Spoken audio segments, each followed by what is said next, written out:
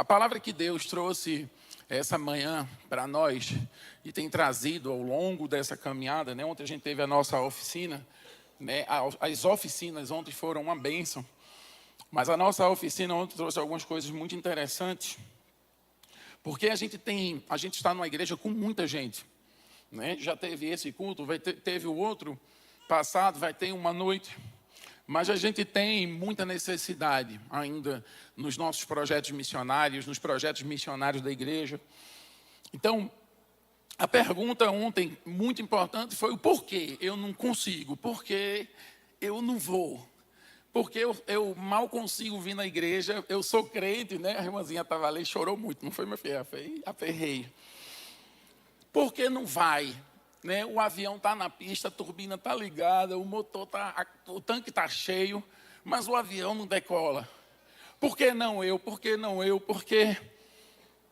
E a gente falou sobre paternidade, que tem sido um tema muito, muito importante. E é para mim um dos temas principais, porque a gente vive uma vida em Cristo, mas a gente não desfruta daquilo que Cristo nos dá. É como se a gente tivesse na igreja, mas a gente não tivesse com um pé na eternidade. Somos filhos, mas não desfrutamos daquilo que o Pai nos deixou como herança. Você quer desfrutar daquilo que o seu Pai deixou para você? Então, essa manhã o Senhor vai trazer uma palavra para a sua vida. Uma palavra que vai rodar a sua cabeça, como o irmão usou aqui, vai saculejar você. Então, olha para a pessoa que está ao teu lado aí e diz, olha, não fala comigo não. Nos próximos 38 minutos, ali o relógio, 38 minutos. Pega o teu celular, desliga aí, deixa num cantinho. Aqui na Bahia a gente diz, não aperta a minha mente não, nesses próximos. Você que é hiperativo como eu, se tem um TDAHzinho como eu, gente, é bem pouquinho. Presta atenção, porque o Senhor vai entrar em uma área do seu coração que talvez Ele nunca tenha entrado. E talvez seja por isso que você é um avião cheio de gasolina, turbina ligada, mas você não vai. E o Senhor vai fazer isso em nome de Jesus. Abra a palavra do Senhor no livro de Gênesis, no capítulo 37.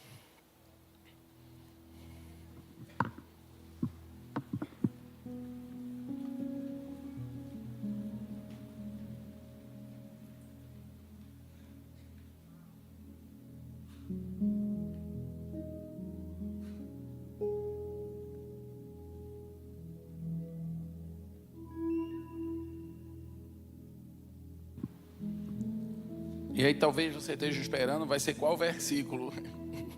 Eu acho que eu vou ler quase tudo, não. Eu vou ler tudo. Eu nunca vi um cara com dislexia gostar de ler tanto.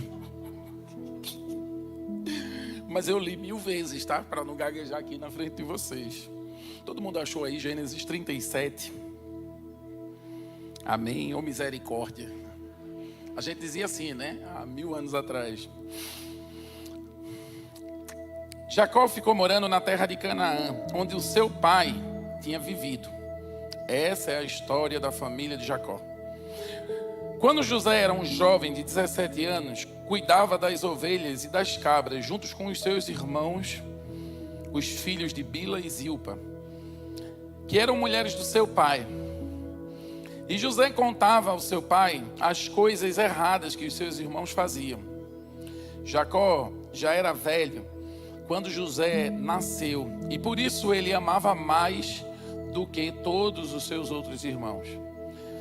Jacó mandou fazer para José uma túnica longa, de mangas compridas.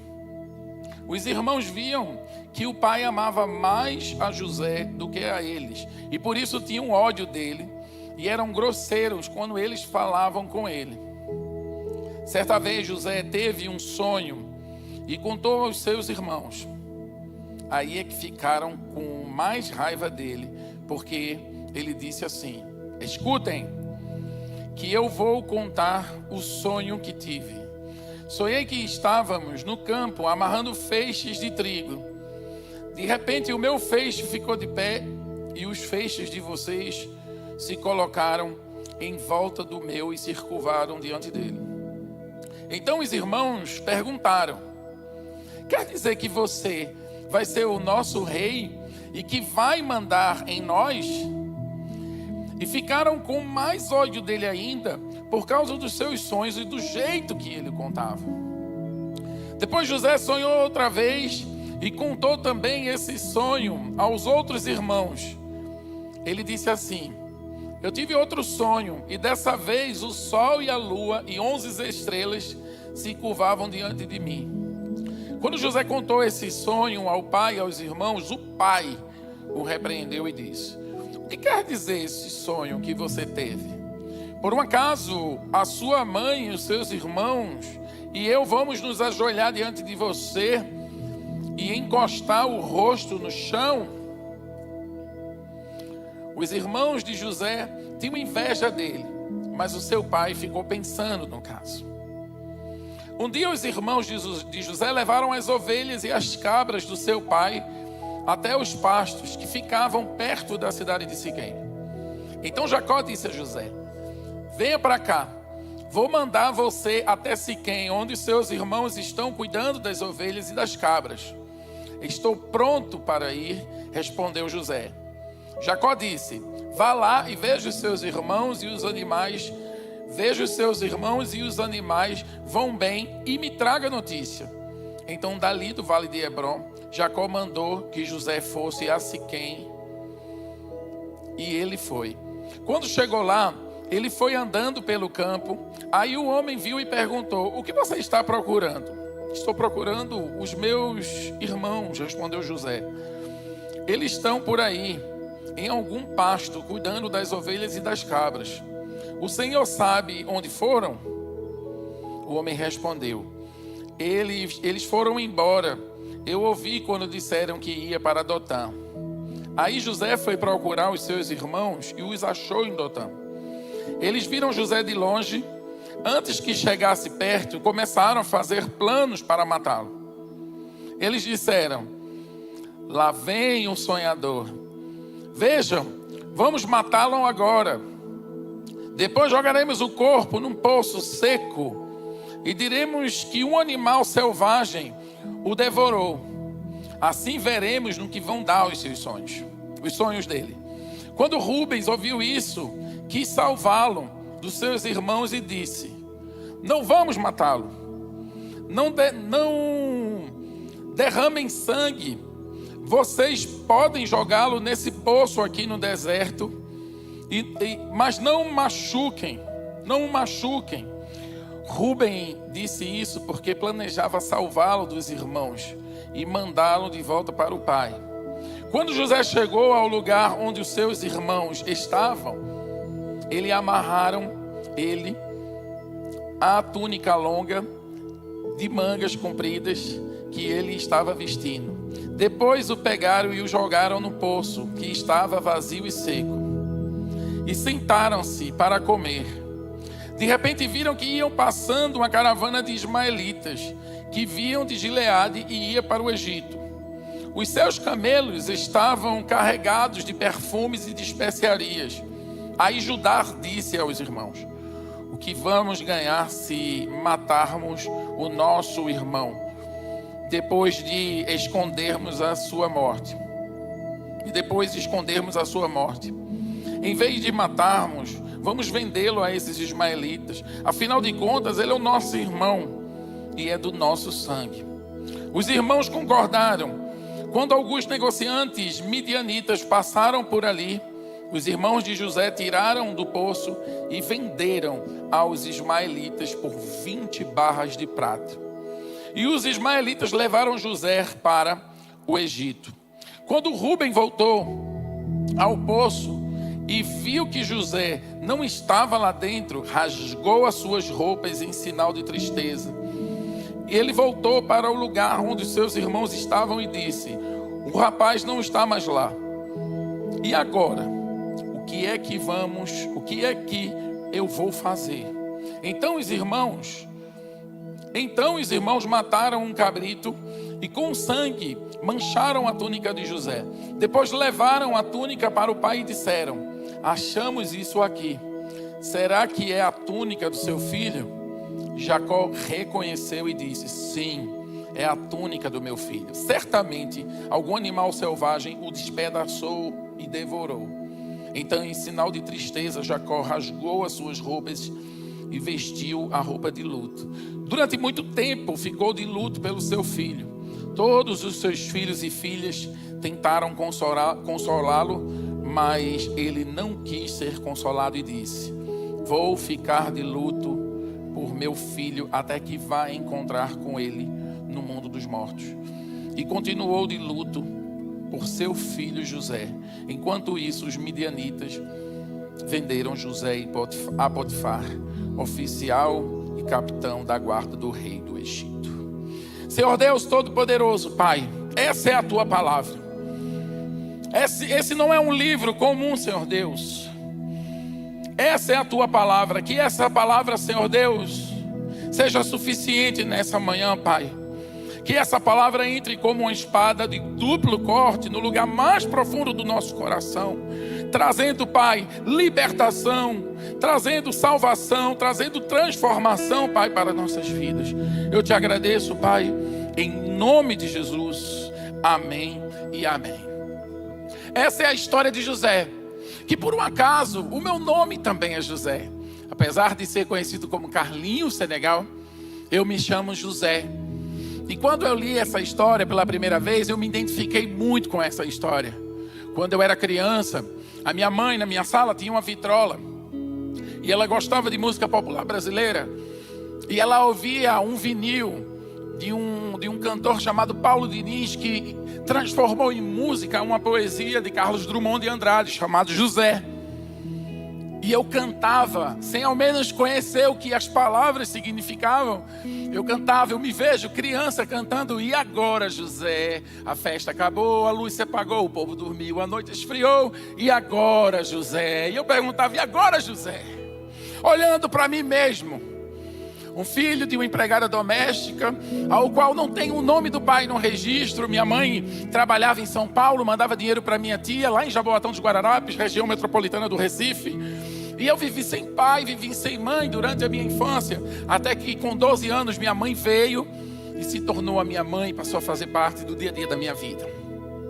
Mas eu cantava de olhos fechados, me perguntando: e agora, José? O que fazer, José, para onde? E agora, José? Ao mesmo tempo, a minha mãe também gostava muito de um cantor chamado Belchior, um cantor cearense, que cantava: ainda somos os mesmos e vivemos como os nossos pais. Se eu fechar os meus olhos aqui, eu posso me ver ainda criança, cantando como se eu fosse a própria Elis Regina. Ainda somos os mesmos e vivemos como os nossos pais. Mas eu cantei até o momento que eu conheci a história de José, filho de Jacó. O texto começa dizendo assim: Jacó ficou morando na terra de Canaã, onde o seu pai tinha vivido. Essa é a história da família de Jacó. Mas o texto narra a história de José. Talvez você tenha caminhado dentro de uma narrativa construída pelo seu pai e a sua mãe biológica. Mas você deveria caminhar dentro da narrativa de um Pai celestial que já alcançou você. Você é filho e é filha, mas você não usufrui da herança. E muitas das vezes você serve ao Senhor como se você devesse ao Senhor, não como filho que está, uma vez filho, herdando aquilo que o pai deixou. Você continua vivendo uma vida de escravidão e não se deu conta disso. Essa é a história da família de Jacó. Jacó trapaceou para assumir esse posto, esse lugar onde ele estava, junto com a sua mãe. José, nesse momento, foi trapaceado pelo seu irmão, pelos seus irmãos, e foi vendido como escravo. Mas ele não se sentia escravo. Não são as circunstâncias que você viveu ou que você vive que determina quem você é. Deus quer nessa manhã devolver a sua identidade. Você é filho e você é filha. E o preço pela sua vida foi pago com sangue na cruz do Calvário. Essa não é nem de perto a história da família de Jacó. José foi vendido, mas não se sentia escravo. Logo mais, ele sabotado, foi preso, jogado na cadeia. E uma vez dentro da cadeia, mesmo assim, ele não se sentia um prisioneiro. As circunstâncias não definiam a identidade de José. E muitas das vezes, você deve estar aí vivendo uma vida e agarrado às circunstâncias, porque os seus pés ainda não estão na eternidade. Você não se ligou que existe um espaço à mesa do Senhor Jesus, uma cadeira para você com o seu nome, para que você sente em toda a eternidade e ceie com seu Pai. Essa não é nem de perto a família, a história de Jacó, mas a história de um novo homem. Um homem que tinha relacionamento com Deus e que não se movia pelas circunstâncias. Quando eu conheço a história de José, Carlos Drummond de Andrade virou passado. Os vinis saíram da minha coletânea. Belchior não fazia mais parte da minha playlist. Porque agora eu descobri que mesmo não tendo o nome do meu pai biológico na certidão, o meu nome está escrito no livro da vida. Você precisa entender, você tem um pai. E quem é filho herda. Quem é herdeiro usufrui, quem é herdeiro cuida, quem é herdeiro rega. Então eu não vou aqui nessa manhã dizer para você os 3 pontos mais importantes para que você se torne um missionário ou uma missionária. Porque se ainda você não faz missão com os joelhos, ou financeiramente, ou indo lá, você tem um problema de paternidade. Você tem um problema de identidade. Eu lembro que quando eu era pequeno, por ter muita escassez, e quem viveu 80 e 90 entende o que é a palavra escassez. Quando a gente colocava comida à mesa, a gente olhava e já ia contando os pedaços de carne na panela. Será que vai dar para todo mundo? Será que vai dar para eu comer 2? Espero que fulano nem venha. Os gulosos aqui vai saber, né, qual é o problema. Os filhos olham para a gente e fazem: mamãe, fulano vem. Espero que nem venha, para sobrar mais. Isso acontece com a gente, acontecia comigo, porque eu não conhecia um pai que enche os armários. Eu não conhecia um pai que é fonte de água viva, inesgotável. Você vive a sua vida como se você conseguisse, pudesse controlar a sua própria vida. Como se você não adoecesse, como se você nunca fosse morrer. Misericórdia. Mas você é louco para ir para o céu. Não entendo esse cálculo matemático seu. E agora, José? E agora, Maria? Deus está te chamando porque o seu avião está na pista. Deus está te chamando porque as turbinas estão ligadas. Deus está te chamando porque tudo é muito lindo. E talvez você já tenha alcançado até a sua estabilidade financeira. Talvez você já tenha pago esse carrinho velho que você tem, o apartamento que você comprou. Talvez você tenha um plano de saúde, glória a Deus. Mas você acha que está tudo sob controle.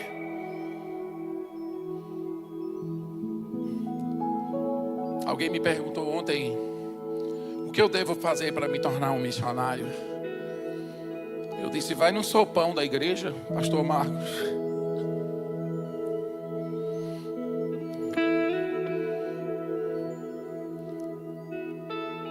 Vai na escola.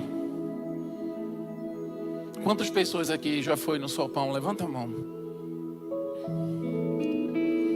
Quantas pessoas aqui já visitou a escola que a igreja tem? Gente, eu vou lá, viu? Primeiro que você. Eu sou de Recife. Que trabalho lindo essa igreja faz. Essa igreja faz um trabalho tão lindo que transborda e que ainda chega aqui, ó, no Senegal. Essa igreja, ela tem um braço do tamanho do mundo. Diga aleluia, porque não é toda a igreja no Brasil que faz isso não. Você faz parte de uma igreja missionária, com visão missionária. Uma igreja que sabe que tem pai. E que quanto mais comida põe à mesa, mais o Senhor supre a necessidade. Uma igreja que tem fé.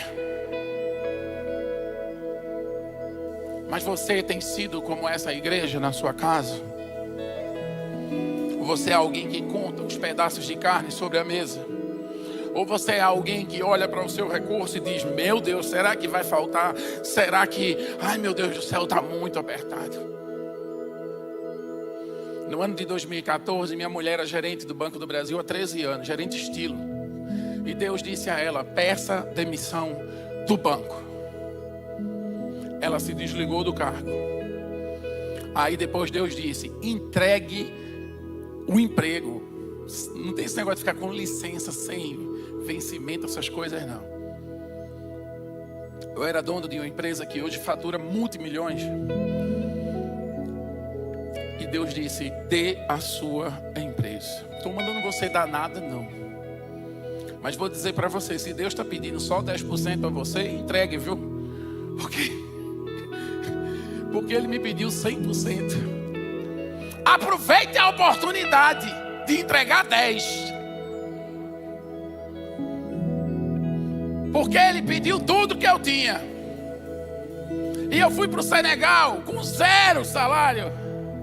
Agora me pergunte se faltou alguma coisa.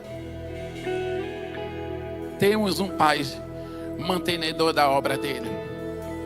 Você quer virar um missionário, uma missionária? Uma pessoa que vai ver pessoas se converter através da sua vida. Uma pessoa que vai ver pessoas sendo curadas através da sua mão. Você vai ver com os seus próprios olhos a Bahia sendo transformada e sendo conhecida como um lugar de transformação, um lugar de poder de Deus. Um lugar onde não há mais criminalidade. Um lugar onde a prostituição vai acabar. Um lugar onde o crime organizado vai pular fora. Um lugar aonde você vai ver prostitutas se convertendo e entrando por essa porta. Entregue tudo. Porque foi quando eu perdi tudo que nasceu Alex. Foi quando eu perdi tudo que nasceu a Casa de Dorcas, que hoje atende 170 crianças. Foi quando eu perdi tudo que Jalibatu começou a ter acesso à escola e à alimentação de qualidade. E talvez eu esteja aqui me expressando até de forma errada, porque eu não perdi tudo. Eu achei o tesouro escondido. Eu achei o tesouro escondido. Nessa manhã, o Senhor quer levantar um exército de homens e mulheres. Não alguém que vive da narrativa de pai e mãe biológico. Quando você crescer, eu quero que você seja isso, meu filho. Mas alguém que vai viver na narrativa de Deus. Deus me chamou para criar codorna. Guardei o meu diploma e virei um criador de codorna, pastor Marcos. Todo dia de manhã, quando eu abria aquela gaiola, tirava aquela bandeja cheia de cocô de codorna, vinha aquele cheiro de inferno.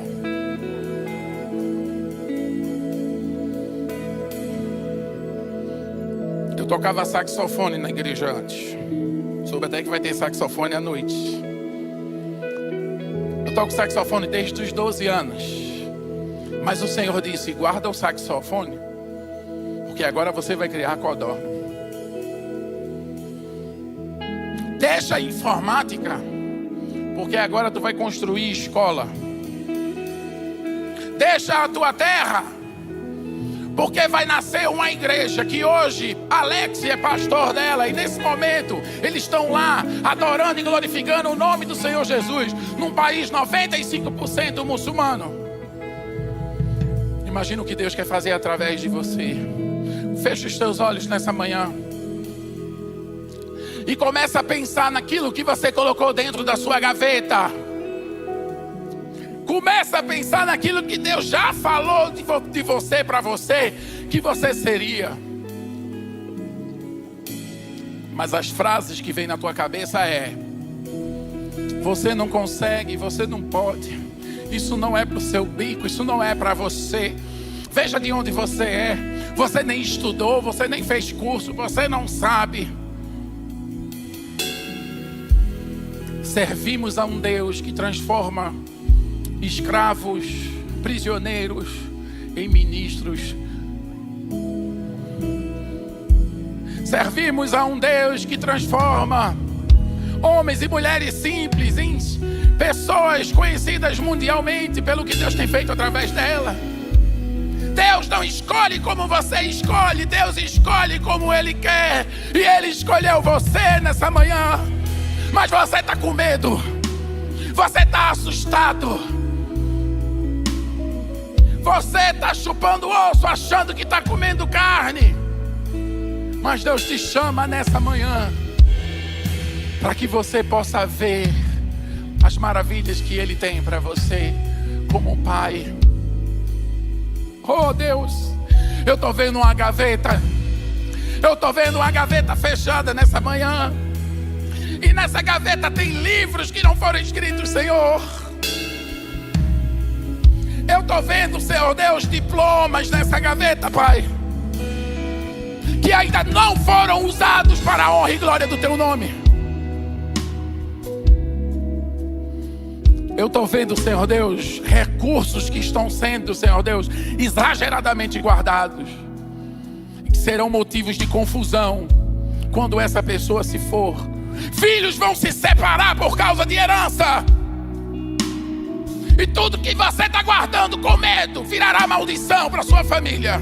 Eu estou vendo, Senhor Deus, ministérios, pastores que têm medo de se entregar, porque não confia no Senhor.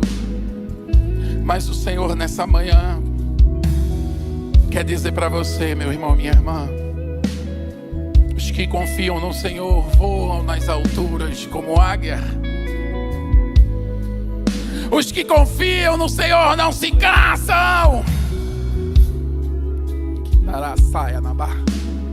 Deus te chama nessa manhã. Essa igreja, ela não é minha. Esse púlpito não é do pastor Marcos. Esse púlpito não é da Igreja Batista. É do Senhor. Então levanta do teu lugar, se você quer viver o extraordinário de Deus para a tua vida. Levanta do teu lugar se nessa manhã você quer abrir essa maldita dessa gaveta que está fechada, com sonhos, com talentos, com ministérios, com potência, com algo que pode transformar Lauro de Freitas, com algo que pode transformar a Bahia, o Brasil, o mundo. Deus te chama nessa manhã, homem e mulher de Deus. Nessa manhã o Senhor te chama nesse altar, para que você entregue nessa manhã tudo aquilo que você é, tudo aquilo que você tem e aquilo que você será nas mãos do Senhor. Levanta do teu lugar enquanto o louvor começa a entoar uma canção. E vem aqui à frente que eu quero orar por você. E a igreja continua de olhos fechados, orando e intercedendo.